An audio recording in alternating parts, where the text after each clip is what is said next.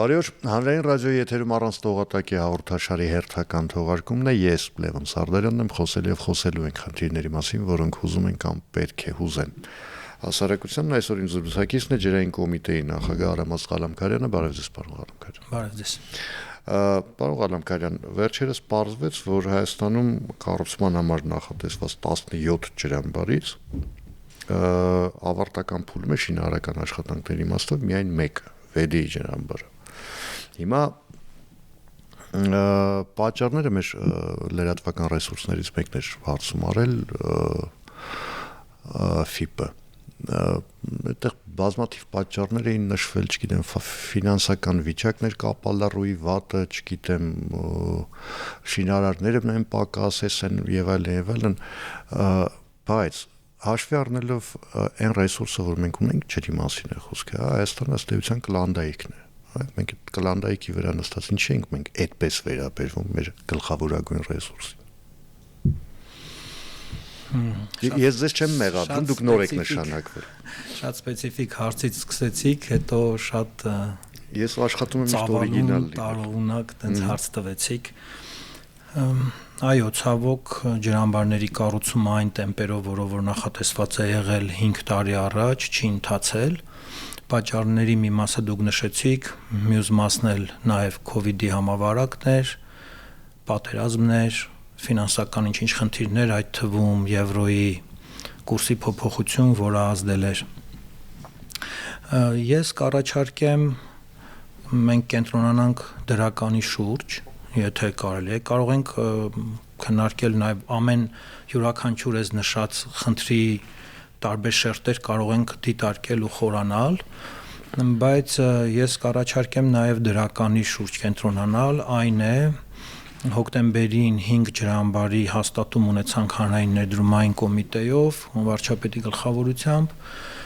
բոլորի նախահաշվային փաթեթները կան, 3-ի դրական եզրակացությունները կան, համալիր փորձաքննությունների եւ նաեւ ունենք ֆինանսական միջոցները, ուղղակի տեխնիկապես դրանք դեռ չեն փոխանցվել կառավարությանը, այս տարվա առաջին կեսին ակնկալում ենք, որ այդ տեխնիկական process-ները տեղի կունենան, մասնավորապես վերակառուցման եւ զարգացման եվրոպական բանկի հետ, եւ այս եկող տարի արդեն կմեկնարկենք շինարարությունը։ Դրականի շրջանակում նաև կուզեմ անդրադառնալ հետագայի պլաններին։ Մենք լավ գիտեք, որ 15 ջրամբարի ծրագիր է եղել, բայց մենք դրա այդ կետում չենք կանգնում, դրանով չենք բավարարվում ու սահմանափակվում։ Անընդհատ գործընթացների մեջ ենք բացահայտելու պոտենցիալ նոր ջրամբարների վայրեր եւ գտնելու համապատասխան ֆինանսավորողներ, որպեսզի ինչպես վարչապետը մի քանի անգամ նշել է, Հայաստանը պիտի ջուր ամբարի բոլոր այն վայրերում, որտեղ դա հնարավոր է անել։ Եվ մենք առաջնորդվում ենք այդ նույն տեսլականով, ինչու, որովհետև նաև շատերը տեղյակ են, նաև մեզ լսողներն են տեղյակ, ջուրը ստրատեգիկ ռեսուրս է, որը տարեցտարի պակասում է, այդ թվում Հայաստանի Հանրապետությունում։ Վերջին 10 տարիների ցուցանիշները, որ նայում ենք, թե խմելու, թե ոռոգման ջրի աղբյուրները մոտավորապես 20-ից 25%-ով պակասել են։ Եվ նաև կոնկրետ ոռոգման ջրի հետ կապված կա նաև այլ ռազմավարական էլի տեսլական նպատակ, դա հնարավորինս ընդլայնել ոռոգելի հողերի մակերեսը։ Հիմա տեսեք, այդ 15-ին պատկերացրեք մենք այս պահին ավելացնում ենք եւս 3-ը, որը նախագծում ենք, արդեն process-ները սկսել ենք Ասիական զարգացման բանկի հետ համատեղ, դրան ի հավելումն ակտիվացնում ենք Եղվարդի հանրահայտ ջրամբարի ծրագիրը, որը դեռ խորհրդային ժամանակներում նախագծվել է 2016-17 թվականներին, 15-ից 17 թվականներին ճապոնացիների կողմից վերաուսումնասիրվել է, մենք ունենք մի հատ այսպես հաստափոր ուսումնասիրություն եւ վարչապետի կողմից հավանությանն է արժանացել այդ գաղափարը, որ մենք հետամուտ լինենք ու փորձենք հասկանալ ինչքանով է իրագործելի Եղվարդի ջրամբարը։ Դրան ի հավելումն եւս 2-3 ջրամբարների գաղափարներ կան, որ չեն մտնում են 15-ի, 3-ի եւ Եղվարդի ցանկում եւ մենք այդ բոլոր ուղղություններով առաջ ենք շարժվում։ Հիմա տեսեք, ես ինքս եմ շատ ուզում դրականի վրա կենտրոնանալ, բայց այնպես է ստացվել, որ Հայաստանն ունիկալ երկրներից մեկն է, ես ամենայնպես վերջին 20 տարվա ընթացքում որքանով որ կարողանում եմ կամ որքանով որ ես եմ հասկանում, հետևում եմ վիճակագրությանը, որտեղ երևի աշխարհում ամենաբարձր ցուցանիշներից մեկն ունենք ջրի կորուստի իմաստով։ Այսինքն, այն ինչ որ ասվում է, որ մենք ունենք այսքան տարի եղել մինչև 80% կորուստ ենք ցույց տվել։ Հիմա այդ ցույց տալը, չէ, ցույց ենք տվել։ Այդ ցույց տալն ու իրական կորուստները հասկանալի որ երկու շատ տարբեր բաներ են, հա, որովհետև մենք ինքներս էլ հասկանում ենք, այս վերջերս էլ վերջին տարիներել են բազմաթիվ այսպես ոչ այնքան գրական բառով լևի ջրագծեր բռնվեցին, փակվեցին, նույն որակի ու նույն բովանդակության մոտավորապես ջրահորեր փակվեցին, պլոմբվեցին, մասնավորապես կապարակնքվեցին Արարատյան դաշտավայրում, արտեզյան ջրերն էին օգտագործում են ձկնաբուծարանների եւ մնացած ամեն ինչի համար։ Հիմա ես որ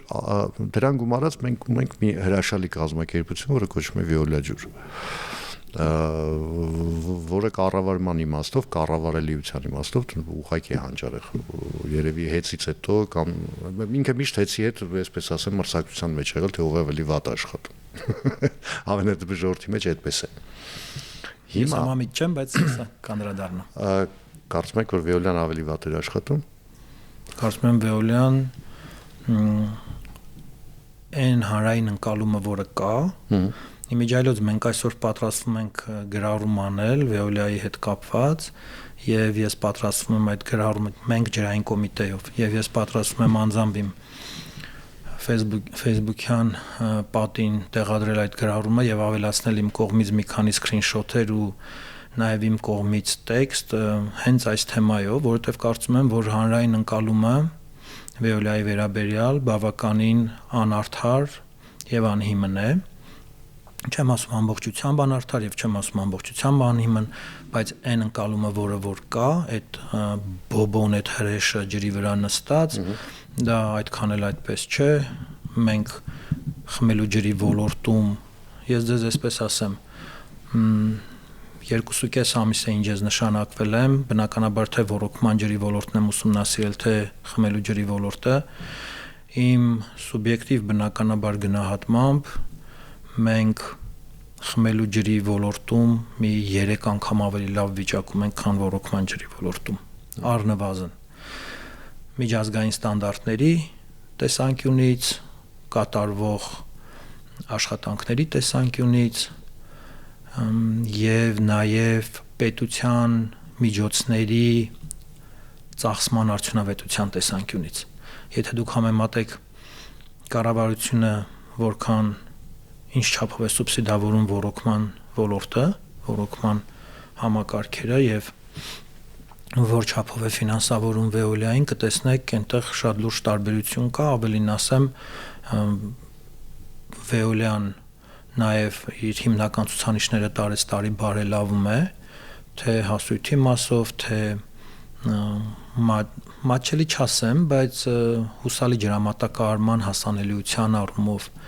բայց ես փորձեմ ձեր առաջին եւ երկրորդ հարցերը միացնել իրար եւ մի քիչ ավելի խորքային պատասխան տալ։ Դուք հարց բարձրացրեցիք ինչու է մեր վերաբերմունքը ջրին այսպիսին, ինչպիսին է, եւ նաեւ նշեցիք այդ ժողովրդական լեզվով ասած լևի գծերը։ Կարծում եմ մենք ցանկացած որևէ ոլորտում, մեր կենսագործունեության որևէ ոլորտում նշանակալի բարելավման կարող ենք հասնել միայն մտածելակերպի փոփոխության միջոցով ու շնորհիվ։ Ես համարում եմ, որ կոռուպցիան, որը որ դեռևս կա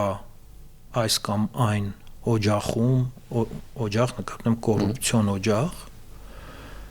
դա յուրաքանչյուրիս խնդիրն է եւ եթե դա մեր հարևանն է անում կամ մեր բարեկամն է անում եւ մենք անտարբեր ենք այդ երևույթներին, դրան մենք հանցակից ենք, մասամբ մենք հանցակից ենք։ Թե խմելու ջրի, թե ոռոգման ջրի համակարգի շեշտակի փոփոխություն մենք կարող ենք ակնկալել միայն այն դեպքում, եթե մի քիչ մտնում են փիլիսոփայական դաշտ, բայց եթե մենք յուրաքանչյուրս ավելի լավը դառնանք։ Պարոն Ղալամքարյան, ես ձեր հետ համաձայն եմ, բայց տեսեք, փորձը ցույց է տվել, որ փիլիսոփայությունը այս կարգի ոլորտներում, որտեղ կարելի է փող տպել կամ ծորակից փող քամել, ինքը չի աշխատում։ Այսինքն աշխատում է միայն ճիպոտի մեխանիզմը։ Հիմա դուք բավական ծանր ժառանգություն եք ստացել համենայն դեպս գոնե ոռոգման ջրի մասով, ես չեմ հիշում այդպիսի տարի, այդ թվում 25 թվականը, 24 թվականը, այսպես կարող ենք գնալ այդ, երբ գյուղացիները չեն պատմում, որ իրենցից փող են ուզում քերել այն դեպքում, երբ ոռոգման ջուր իրենք ոչ տեսել են, ոչ լսել են, դա ինչ է։ Մասնավորապես Արմավիրի մարզում այդ շատ այդ բողոքը բարբերաբար մեջտեղ գալիս, որ բերքը չորացավ, էս եղավ, որ որևէ մեկը դրա համար պատասխանատվություն չի կրում, եւ բոլոր դեպքերում մենք լսել ենք հավաստիացումներ, որ այ փիլիսոփայությունը կփոխենք, մարդկանց կբացատրենք, մարդկանց կբերենք կառուցողական դաշտ, իրենք կսովորեն, որ ազնիվ աշխատելը դա լավ է, եւ արդյունքում մենք ամեն տարի էլի ստանում ենք նույն պատմությունը, ինչ որ արմատական քայլերի գնալու նախադրամադրվածություն, այսպես ասեմ, 26 թվականի դիմաց ունեք թե ոչ։ Շատ տեղին հարցեր են։ Սկսեմ պատիժներից։ Դուք նշեցիք այդ չգրանցվող ջրօգտագործումը, թե խմելու, թե ոռոգման։ Մասնավորապես Վեոլիայի հետ մենք հիմա քննարկում ենք պատիժների խստացումը, որովհետև տեսեք ինչ երևույթ կա, շատերին ծանոթ երևույթ է երթևեկության կանոնների խախտումը ոմանց կողմից, հաշվի առնելով, որ պատիժը տվյալ խախտման համար այնքան փոքր է, որ ինքը խնդիր չունի անդադ խախտելու։ Դրա համար բալային համակարգ չէ մտցվեց, որ նույն խախտումը անելը ինչ որ մի պահի կանգնացնես։ Հիմա նույնը մենք նույն երևույթը ցավոք ունենք խմելու ջրի գողությունների դեպքում։ Մարդը գիտակցաբար գողանում է, սպասելով, որ Վեոլյան կգա կբռնի, իրեն կտուգան են X դրամի չափով, ու ինքը խնդիր չունի դրա հետ, որովհետև ինքը օգտագործում է, չգիտեմ, 100x ջուր օգտագործում է X չափով 100x-ի համարժեք դրամի։ Այդքանով խնդիր չունի տուգանվելու հետ։ Հիմա մենք Վեոլյայի հետ աշխատում ենք այդ ուղղությամբ։ Ես կառավարությանը պիտի ներկայացնեմ այդ նախագիծը, որ մենք պատիժները խստացնենք։ Ես այդքան նաիվ չեմ, որ մտածեմ, որ առանց պատժիչ մեխանիզմի մենք կարող ենք մեր հասարակությանը կրթել ու նվազեցնել կոռուպցիայի կամ գողությունների ծավալը։ Բայց միևնույն ժամանակ կարծում եմ, որ պիտի աշխատենք հասարակության հետ։ Այո, պատժիչ մեխանիզմները պիտի լինեն մի որոշ ժամանակ, բայց ես չեմ ուզում պատկերացնել տարբերակ, որ մենք 30 տարի, օրինակ 20 տարի, 30 տարի, 10 տարի չունենանք առաջընթաց այս հարցում։ Մենք պիտի այդ երկու մեխանիզմները զուգորդենք, համադրենք ու այդ դեպքում կունենանք իմ պատկերացրած ցանկալի արդյունքը։ Ինչ վերաբերում է ֆերմերներին, գյուղատնտեսներին, որոնք մոտավորապես մեծ մասը, լավ չասեմ մեծ մասը, բայց շատերը ունեն նույնպիսի վերաբերմունք ոռոգման ջրի նկատմամբ։ Գիտեք, դա գալիս է նաև նրանից, որ ոռոգման ջրի գինը, այն գինը, որը իրենք վճարում են, շատ ցածր է եւ ամենևին չի արտահայտում այդ ջրի ինքնարժեքը, առավել եւս շուկայական գինը։ Մեր գյուղատնտեսները սովոր են, որ պետությունը իր վրա է վերցնում տարեկան մոտավորապես 11 միլիարդ դրամի չափով բեռը, սուբսիդավորում է այն ընկերություններին, որոնք այդ ջուրը մատակարարում են իրենց, եւ իրենք սովորել են այդ կոմֆորտ վիճակին։ Կառավարությունը Համաշխարհային բանկի հետ համատեղ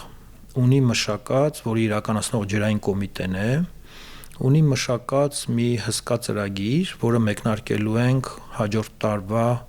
ֆորմալ արդեն մեկնարկել է այս տարվա վերջում, բայց լիարժեք կմեկնարկի հաջորդ տարվա առաջին եռամսյակում,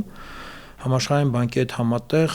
եւ WISE ենք կոչում, հապավում է WISE-ը, վերաբերում է խմելու եւ ոռոգման ջրերի ենթակառուցվածքների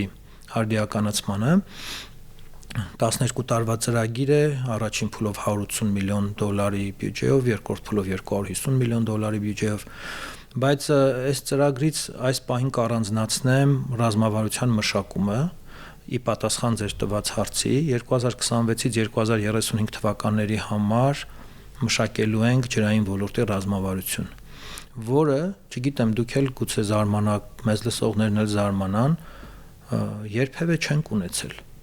Երբևէ Հայաստանի Հանրապետությունը չի ունեցել։ Դուք ասում եք, որ ես ծանր ժառանգություն եմ ստացել,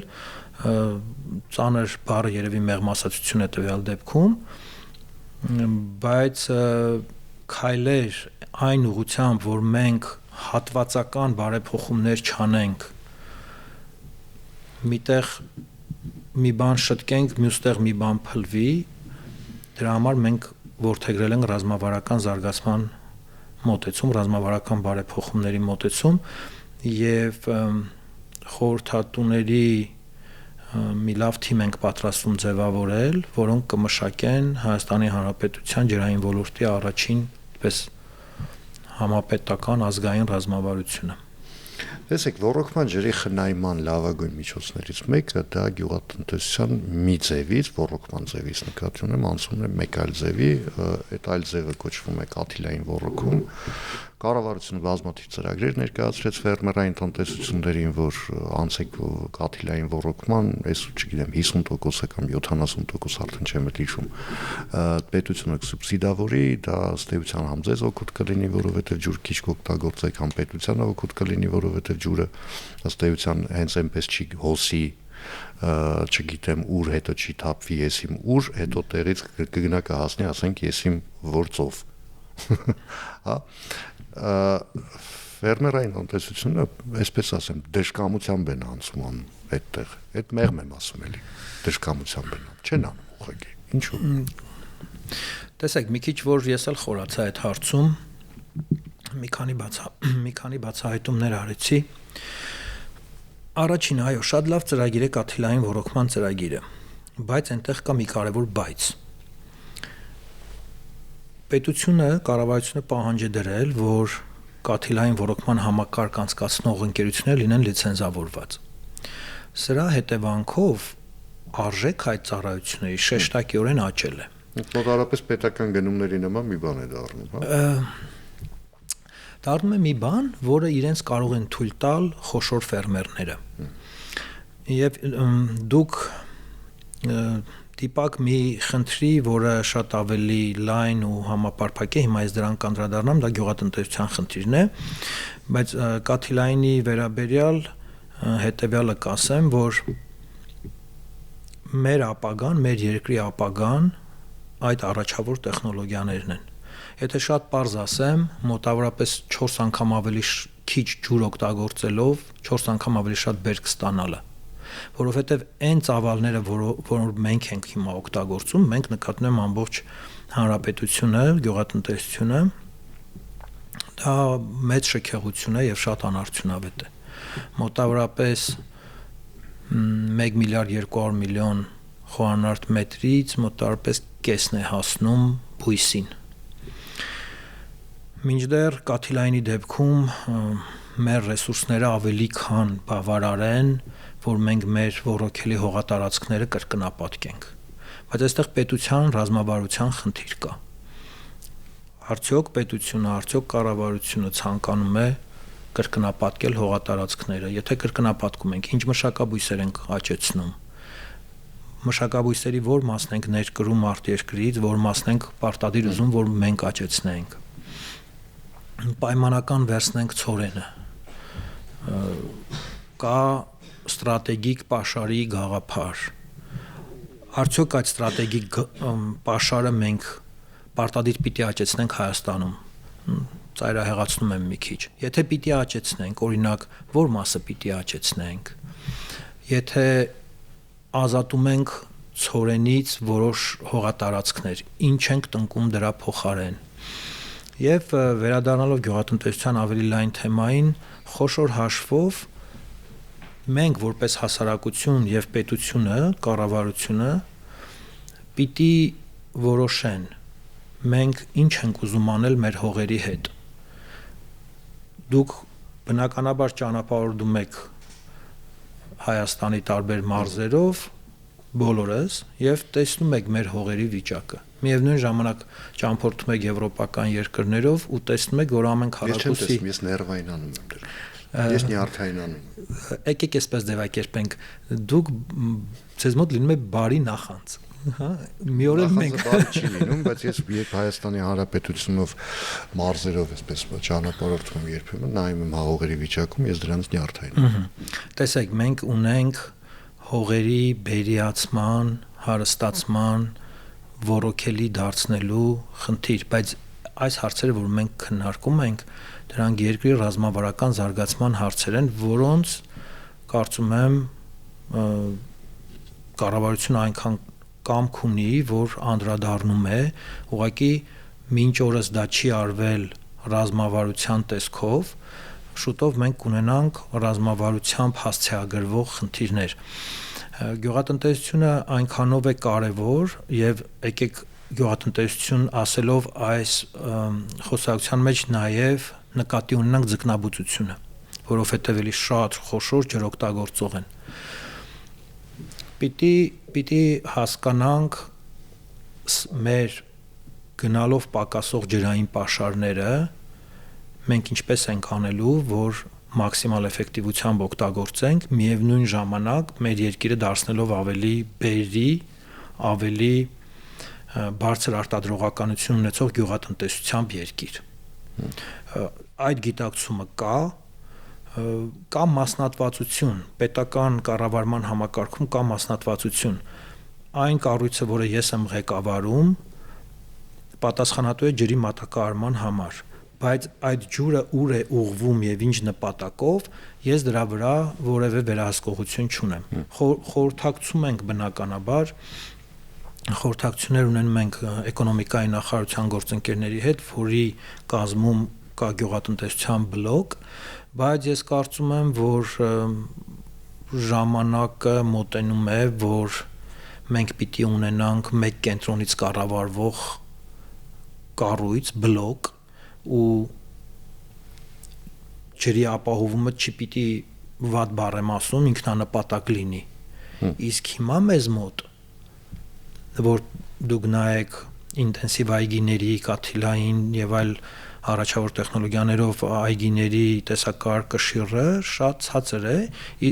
իսկ ոչ արդյունավետ այգիներինը շատ բարձր։ Այսինքն մասամբ մենք կարող ենք օգտագործել ինքնանպատակ բառը, որովհետև շատ հաճախ դու